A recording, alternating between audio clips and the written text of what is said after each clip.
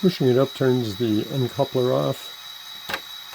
Pushing it down for some reason turns it on. It's kind of counterintuitive, but you can't reverse it and still leave the Railcrew uncoupler logo showing.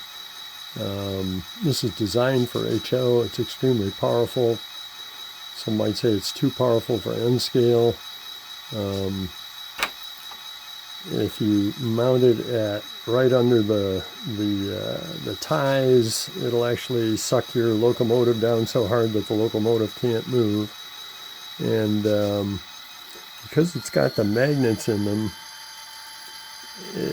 if you have cars that are weighted with a steel weight, like most of mine are, these are Atlas coal cars, coal hoppers, you'll see that the steel bar gets attracted to it, and it causes a kind of an obnoxious slinky effect with your train.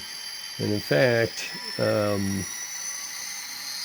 you know, it's powerful enough that you may want to consider running over it with the uncoupler off. I'll show you how powerful it is if you get near it. And yet when you turn the uncoupler on, it's not nearly so bad.